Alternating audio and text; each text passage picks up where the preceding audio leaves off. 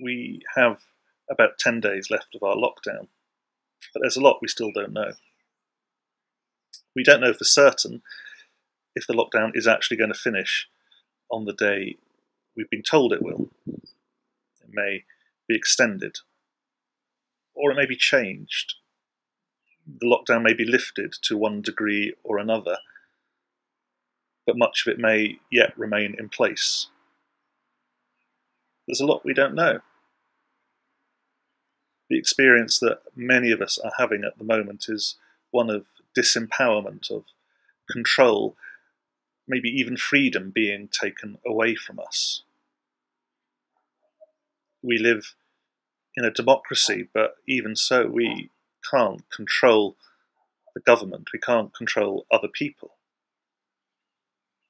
Many of us can't control even our own jobs at the moment. This lack of control is unnerving and destabilizing for so many of us. And yet lack of control is also something that is at the heart of the post-Easter story as we read it and experience it. We have Jesus appearing in the middle of locked rooms. This resurrected Jesus, this Son of God, this Messiah, cannot be controlled or limited. The hints of this have been there throughout Jesus' story. In John chapter 3, verse 8, Jesus is in conversation with Nicodemus and says, "The wind blows wherever it pleases. You hear its sound, but you cannot tell where it comes from or where it is going." He goes on to talk about the need to be born again, born of the Spirit. What he is saying is you can't control the actions of God. You can see hints and signs of it and detect God's work, but you can't tell where God's work is going. This presents us with the reality that we don't have the power to control God. Prayer is not a slot machine or a religious incantation that's designed to get a very clear set of defined results. It is, as we know, an act of relationship, a relationship in which we, you and me, have no control, but we do have freedom to ask very direct questions, like Job asked God. Everything has gone wrong around Job, and yet he's still able to ask God profound questions about why things are happening.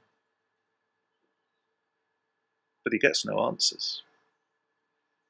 I think what this is all highlighting for me, perhaps for all of us, for many of us, is the quality of submission that God invites us to. A submission to him, God, trusting, hoping, seeking, praying, as Job did. Saying something like, as Job did in chapter 13, verse 15, "Because even if he killed me, I'd keep on hoping," as it's rendered in the Message. "Yet though he slay me, still I'll trust in him." Now we know that God isn't like that. We know he doesn't kill us. But Job has reached a point where he's able to say, "This is horrible. I don't understand it, and I present," says Job, "my lack of that understanding to God," whilst at the same time trusting in his profound wisdom and goodness, whatever is happening. Because I can't see what God sees. I can't see the end from the beginning. I can't see what he will bring out of this for my good and for his glory, even if the situation seems far from what God would desire and what is comfortable for me. We are used to being able to control much of our lives, but that is not the season we are in. We are working, all of us, within very strict limitations. And the resurrection life with which Jesus emerges from the tomb and transcends earthly limitations is a reminder that we, though we think we can control much, can control very little. And we certainly cannot control or limit or box God.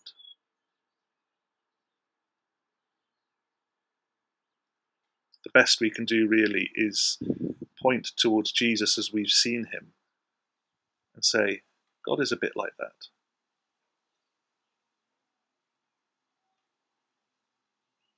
We often associate this lack of control that we have of God with the person of the Holy Spirit, but as we've said, it's seen in all three persons of God the Father, Son, and Holy Spirit. One of the ways I find it most helpfully expressed is in a short poem about the Holy Spirit, but I think it applies to our understanding of Jesus in his resurrection power and of God the Father also. It's a short poem by a poet called Steve Taylor, a contemporary poet who is still writing. And he, in this poem called Spiritus, talks about his journey from seeing God as something he could control and predict and understand to a person in God who gloriously is unpredictable and beautiful. Spiritus by Steve Taylor.